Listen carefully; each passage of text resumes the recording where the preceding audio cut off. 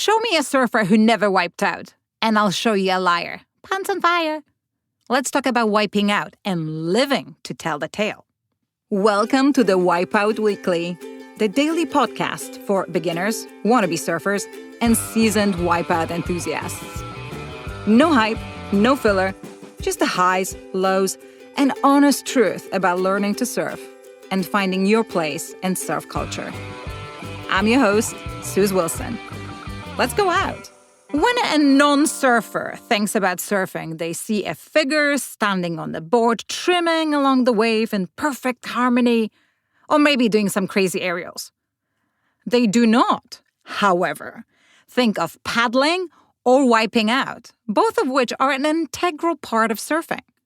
My hero, and a big wave surfer, Laird Hamilton, once said, "Wiping out is an underappreciated skill.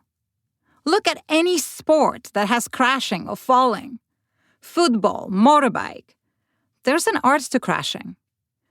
If you took a normal person and threw them into that situation, they'd be severely hurt. But the guys who've developed a certain skill at it hop right back up." This probably would have been a much better video than a pod episode. But let's get into it anyway. A little more knowledge can hurt. We all know what a wipeout is, right? It's when a surfer falls off their surfboard, usually while attempting to catch a wave or ride a wave.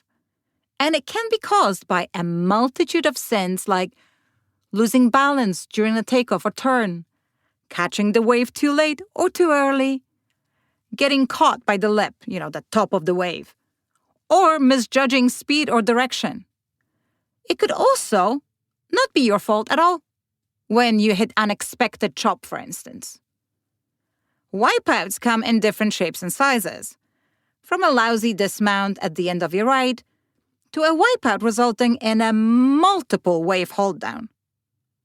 Let's start at the beginning and talk about the intentional wipeout, or how to come off your board at the end of the ride. If only we could do it gracefully. Best practice requires practice. Ideally, you want to kick out the back, meaning if you've got enough speed and room, gently fade off the wave and slide off the back. If it's closing out, you can jump off the front of your board, but first make sure your board isn't in your landing zone. Always assume the water is shallower than it looks. So fall like it's 3 feet deep. If the waves are small and mellow, you sometimes can just sit back on your board. And here are a few don'ts.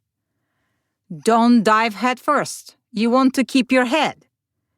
Do not land flat on your back. Whatever you do, don't you dare let go without looking and hoping for the best. Now, if a wipeout is somewhat unexpected, you still got a plan for it. Do not panic. This sounds so cliche, I know. But panicking is what burns your oxygen and gets you in trouble. Most hold downs last only a few seconds, 15 seconds at most. Remind yourself, I can hold my breath longer than this. You can start counting in your head. It gives your brain something to do and prevents spiraling. You need to keep breathing. If you know you're about to eat it, fill your lungs. Even a quick inhale helps. Having air in your lungs will give you buoyancy and time. But first, of course, do not panic. Beware of your surfboard, okay? Just like when you're finishing your ride, always try to jump away from your board, to the side or over the back. Never dive in front of your board. That's how you take a fin to the face. If you're going over the falls, get to one side of the board or ditch and launch as far as you can. As one Redditor put it, first step, stay aware of where your surfboard is. Second step, be somewhere other than where your surfboard is. This one you will know. Protect your head and neck like you couldn't live without them, because you can't. Always assume your board or someone else's is about to hit you. Here's what to do. Hands on your head, elbows tight, tuck into a cannibal or fetal position. Come up with one hand above your head in case your board is directly above you, so you can just push it off. Cover your head like it's an earthquake, said one surfer. The one time I didn't, I needed staples. And I know it's tempting to pop up as fast as possible. But you might be better off waiting until the wave fully passes before resurfacing. Because if you rush, there's no guaranteed that you don't take a board to your face or head. If you have it in you and the bottom is sandy, you may want to let yourself sink to the bottom briefly. Less turbulence down there. Now, about the leash. Yes, the thing at the other end of it floats better than you do. Grab it gently, though. You don't want to pull it right into your face. If it snapped, again, do not panic. Stay calm and look around as you're swimming about looking for your board. Finally, let's face it, you've got nothing on the ocean. You will never be stronger than it is. Let the bloody wave win. Don't fight it. Relax your body, but protect it at the same time. There are a few things you can do on land to prepare yourself for safer wipeouts. Breathing is an obvious one. Start by training your breath hold. You can practice static apnea. That means holding your breath while relaxed. Or try walking breath holds. Hold your breath while walking to mimic exertion. There are tons of breathing apps on mobile. Pick one that works for you. Knowing your break goes a long way.